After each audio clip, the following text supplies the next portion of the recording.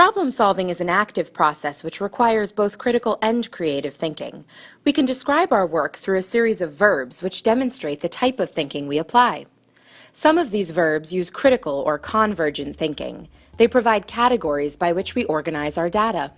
Verbs that use convergent thinking may include assign, classify, label, simplify, and select.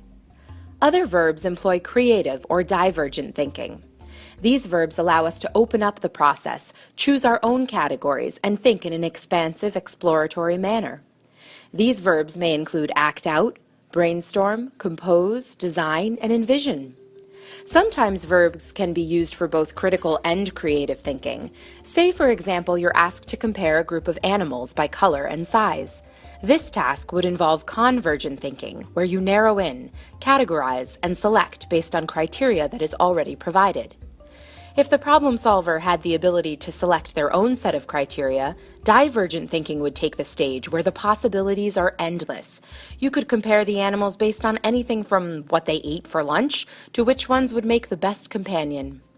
When we critique and evaluate, our verbs can fall under both categories of critical and creative thinking as well. If you are asked to judge your work and you are given the criteria by which to judge, you are employing critical thinking.